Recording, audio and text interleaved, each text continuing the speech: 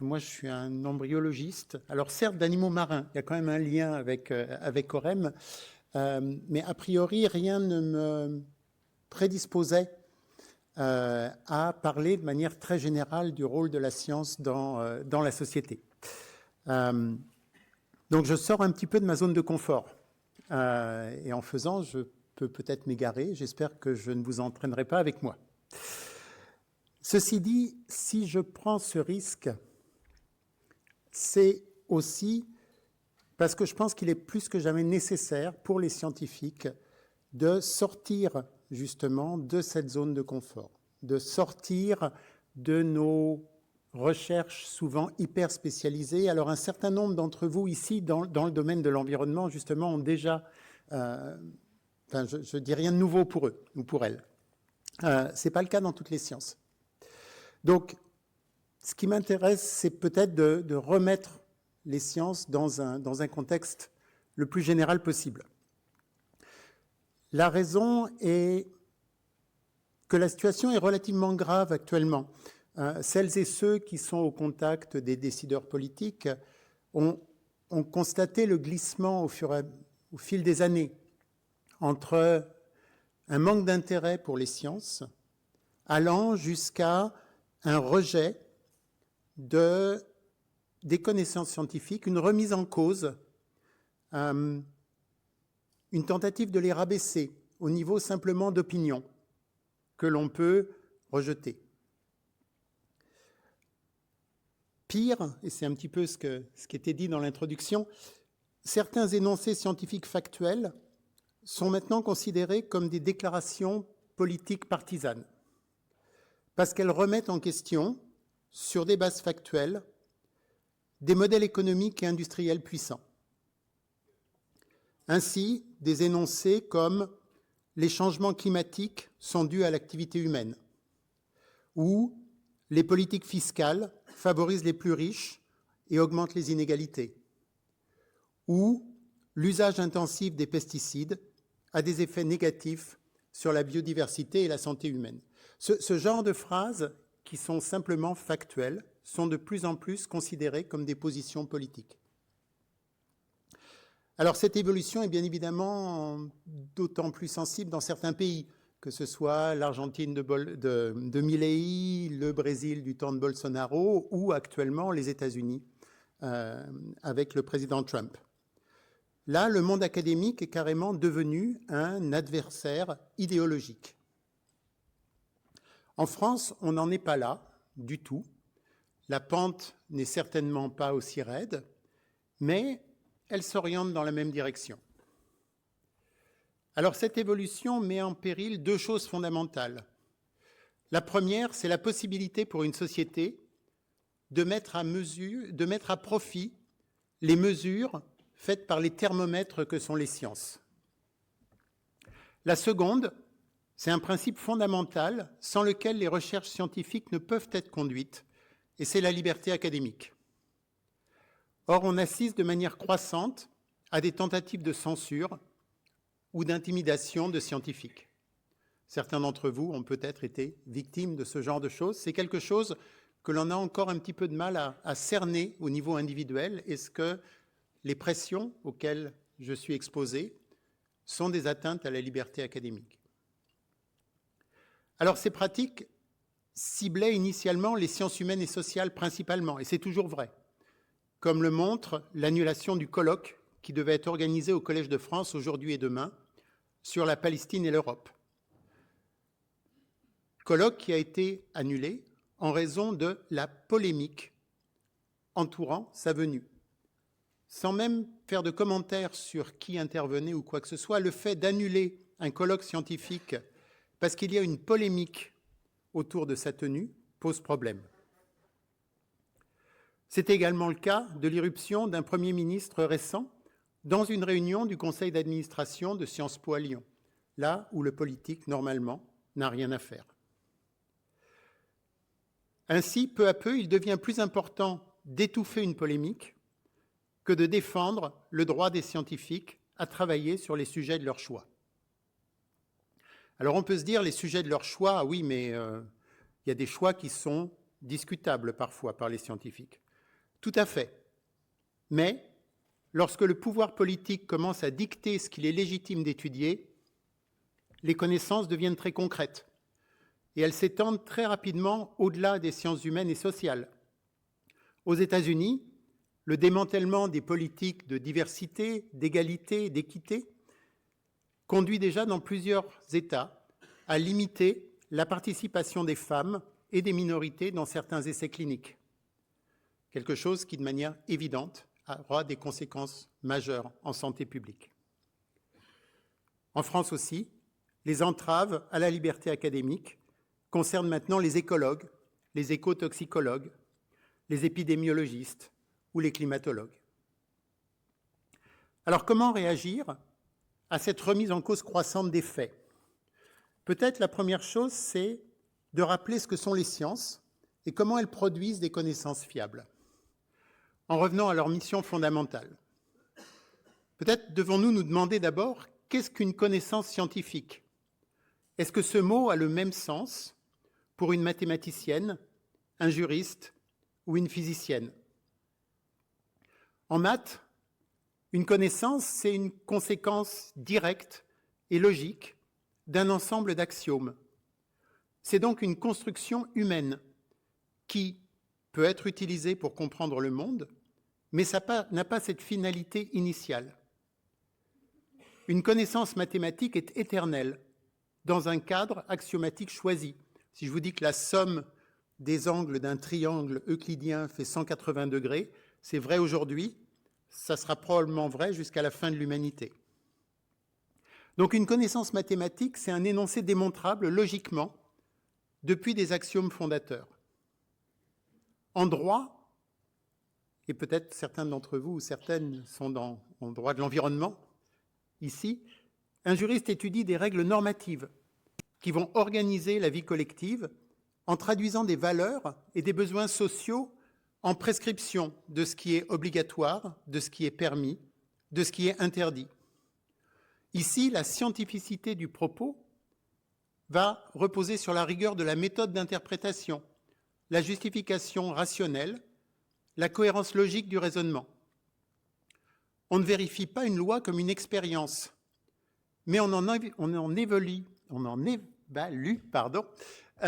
la validité dans un système de normes construites par l'homme. Donc on se rapproche ici un petit peu des maths. On est en train d'étudier une construction humaine. Mais par contre, contrairement aux axiomes qui fondent les mathématiques, les normes ne sont ni éternelles ni détachées de la société. Elles découlent de cette société et évoluent avec elle. Enfin, si je prends la physique, une connaissance est principalement le résultat d'un test empirique, expérimental, d'une hypothèse qui conduit au raffinement de cette dernière. Donc là où les mathématiques s'intéressent à une construction humaine, la physique cherche à trouver des lois décrivant un monde naturel, permettant de prédire les phénomènes du monde réel. Ces connaissances sont donc provisoires. Elles sont soumises à des limites de validité. Et le test expérimental a justement pour but de définir les limites de validité d'une théorie. Ainsi, l'échelle des phénomènes, la taille, l'énergie, les vitesses, déterminent le domaine de validité des théories physiques. La mécanique newtonienne, la mécanique quantique ou la relativité dominent à des échelles différentes. Donc, ici, on voit que la définition de ce qu'est un propos scientifique varie en fonction des disciplines. Mais néanmoins, on voit également qu'il y a des choses qui unissent les énoncés scientifiques. Et dans les trois cas, il s'agit de comprendre rationnellement un ensemble de phénomènes logiques, sociaux ou naturels par des méthodes transparentes, rigoureuses et contrôlables par les pairs. Les sciences découlent ainsi de la curiosité naturelle des hommes et des femmes, mais elles l'étendent, elles la précisent en lui donnant un cadre formel et rigoureux et transparent. La mission est transparente. La mission première des scientifiques est de faire progresser les connaissances. Je vois, il y a un calicot du CNRS ici. Faire progresser les connaissances fiables de l'humanité. Et cette quête de connaissance peut se traduire de manière presque enfantine. Vous avez sans doute tous vécu la citation de Marie Curie disant « Un scientifique dans son laboratoire est non seulement un technicien, il est aussi un enfant placé devant des phénomènes naturels qui l'impressionnent comme des contes de fées. » Mais souvenons-nous aussi que Marie Curie, lors de la Première Guerre mondiale, a créé les unités mobiles de radiologie qui permettaient de faire des diagnostics médicaux rapides sur le champ de bataille. Au moment où je me suis lancé dans une carrière scientifique, la situation était peut-être un petit peu différente de maintenant. La quête, finalement, pure de connaissances était ce qui me mouvait. Et c'était une société dans laquelle le progrès scientifique semblait encore désirable à la majorité, où les conséquences délétères des progrès technologiques étaient moins claires que maintenant. Dans une société où une recherche, comme le petit théorème de Fermat, pouvait 300 ans plus tard donner naissance à la cryptographie moderne qui rend possible les cartes de crédit. Mais quelque part, le long terme a changé. Dans un monde dont l'habitabilité humaine est remise en question à relativement court terme, est-ce que la pure quête de connaissances suffit à justifier la recherche? Quelles sont donc ces autres missions? Alors, il y a bien sûr, et je pense que ça va être discuté beaucoup aujourd'hui, une mission de culture, de réponse aux grandes interrogations fondamentales de l'humanité, une recherche de nos origines. La recherche, les connaissances scientifiques nous permettent d'habiter le monde, via l'éducation notamment. Les sciences, et c'est souvent mis en avant, notamment par nos dirigeants, nourrissent aussi la création de technologies, d'industries, de services. Cette traduction commerciale ou industrielle des recherches publiques permet de changer d'échelle. Elle est nécessaire. Elle est nécessaire parce que, entre la découverte par Fleming des antibiotiques et le fait de pouvoir les utiliser à grande échelle et à bas coût, eh bien, on a besoin de l'industrie pour ça. Mais elle conduit également l'homme à changer son environnement d'une manière qui n'est pas toujours désirée ni désirable. L'utilisation des antibiotiques ou des pesticides conduit au développement des résistances. La création des réseaux sociaux a modifié les interactions humaines et les mécanismes de circulation du vrai et du faux. Tout cela rend plus fragile la distinction entre une information fiable et une opinion vraie. Les sciences doivent donc penser leurs propres effets et interroger les conséquences sociales, environnementales et morales de leurs applications. Et c'est une raison fondamentale pour laquelle la collaboration entre les sciences humaines et sociales, d'un côté, les sciences et les technologies, de l'autre, joue un rôle fondamental de mise en perspective critique du progrès technologique.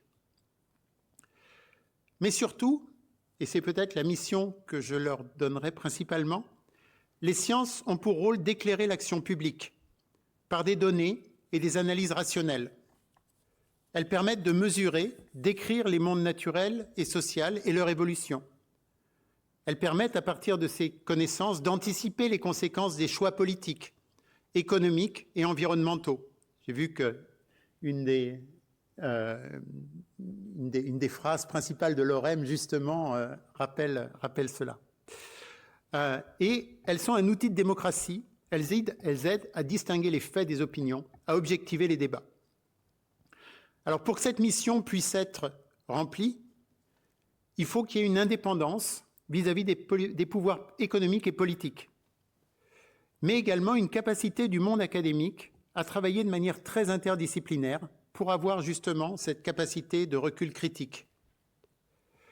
Et c'est dans ce but qu'on a, à partir de 2018, cherché à créer le Collège des sociétés savantes académiques de France. Alors c'est un nom, il faudrait qu'on trouve autre chose, parce qu'auprès du grand public, c'est pas terrible. Mais voilà, bon, pour le moment, c'est le premier nom. Alors, c'est une association, loi 1901, qui fédère 92 associations, des sociétés savantes, principalement, d'à peu près toutes les disciplines, mais également des associations qui sont à l'interface entre le monde académique et la société. Ça peut être des associations de professeurs du secondaire, ça peut être des associations d'éducation populaire comme les Petits Débrouillards. Ça sera probablement bientôt des associations de journalistes également. La mission du collège est de renforcer la voix du monde académique dans le débat public. Et pour cela, il y a une très forte composante de promotion de l'interdisciplinarité et de l'inclusion. Alors peut-être certains d'entre vous ont assisté au congrès du collège qui a eu lieu à Montpellier en février dernier. Si vous ne l'avez pas fait, justement, c'était le problème de l'engagement des scientifiques dans le débat public. Vous pouvez regarder sur la chaîne YouTube du collège toutes les interventions.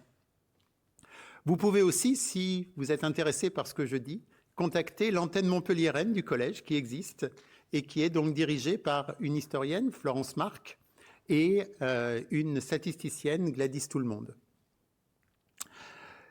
Et je vais juste finir en vous présentant un des projets qu'on est en train de monter. C'est un projet qu'on appelle « Trajectoire pour demain, agir à l'heure des transitions ». Et ce projet part du constat qu'il y a un moment fort dans la démocratie française qui est l'élection du président ou de la présidente de la République. Jusqu'à maintenant, les scientifiques ont été collectivement remarquablement mauvais pour intervenir dans ces débats. Un certain nombre d'individualités scientifiques l'ont fait, mais en tant que communauté académique, on se contentait souvent de demander aux candidats quel est votre désir, qu'est-ce que vous comptez faire comme politique scientifique. Alors, il était très très difficile d'avoir une réponse, et deux, en fait, personne ne s'intéressait aux réponses, parce que c'est simplement pas un sujet de débat, il n'y a pas d'enjeux électoraux sur cette question-là. Donc on s'est dit, on va inverser la chose. On va commencer par identifier quels vont être les sujets de débat principaux. Et on va chercher à faire des synthèses scientifiques, factuelles, sur qu'est-ce que les sciences ont à dire sur ces sujets de débat. On entend beaucoup parler de l'immigration, mais en fait, l'immigration, c'est quel pourcentage de la population chaque année? Ce genre de questions. Le but, donc, c'est une initiative interdisciplinaire qui doit être nécessairement non partisane. Il faut rester strictement aux faits. Et pour cela, il ne s'agit donc surtout pas de faire un programme politique. Un programme politique issu des sciences serait en fait une catastrophe absolue. Si on part du principe qu'on peut faire un programme politique factuel, en fait, on contribue à aller vers simplement une dictature. Un programme politique doit être nécessairement quelque chose qui dépasse des simples considérations factuelles. Il doit y avoir des choix proposés. Néanmoins, ce programme politique, on peut estimer qu'il doit respecter un certain nombre de faits et ne pas proférer des assertions qui sont totalement contredites par les faits. Donc l'idée, c'est de s'inspirer des démarches comme le GIEC ou comme l'IPBES pour réaliser un état des lieux rigoureux, interdisciplinaire des savoirs scientifiques et sur les grands thèmes qui animeront la campagne, mais également d'essayer de faire des projections à partir de ces connaissances. C'est-à-dire, si l'on arrêtait, si on prenait cette décision maintenant, où est-ce que l'on pourrait être, non pas à un horizon de 50 ans ou de 100 ans, mais où est-ce que l'on pourrait être à un horizon de 5 ans? Et donc, pour ça, on a concentré le projet sur 7 grands thèmes focaux dont on peut pressentir qu'ils vont être très présents dans la campagne: justice et sécurité, santé, éducation, mobilité sociale, emploi et pouvoir d'achat, production et environnement, population et démocratie, France, Europe et monde. Finalement, il y a environnement une seule fois dans tous ces mots-là. Ça ne fait pas beaucoup et malheureusement, il est très probable que ce thème-là ne soit pas très présent dans la campagne présidentielle. Et un certain nombre d'autres thèmes ne sont pas non plus dans cette liste. Et donc, on s'est dit, on va articuler ces thèmes focaux qui ont de fortes chances d'avoir une forte exposition médiatique avec des thèmes transversaux qui agissent sur un temps plus long et qui, quelque part, sous-tendent les thèmes focaux. Et donc, on en a 5. L'une, c'est la cohésion sociale, les territoires, la transition environnementale, le rôle de l'État et des biens communs, et enfin, des réflexions sur l'économie, la société et les différents indicateurs. Ça, on est en train de monter. Les synthèses, on a comme but de les rendre disponibles à partir de l'automne 2026, parce que le problème que l'on a, la communauté académique, on sait faire des synthèses, mais on a du mal à les rendre visibles. Et donc, il y aura tout un travail qui va être fait pour justement trouver ce que l'on appelle des alliés de la connaissance. Par exemple, dans le monde associatif, des gens qui vont pouvoir s'emparer de ces synthèses, qui sont par définition non partisanes, factuelles, et les porter de la manière dont elles choisissent de les porter. Voilà, je crois, m'arrêter là. Je crois qu'il reste quelques minutes, mais c'est pas grave. Je vais m'arrêter là. Et donc, rappeler donc ce que je vous ai parlé, effectivement, c'était plaider pour une science qui soit très fortement interdisciplinaire, qui soit non partisane et qui réussisse à trouver des relais médiatiques. Et ça, c'est probablement le dernier chantier qui est le plus compliqué. Voilà, je vous remercie beaucoup.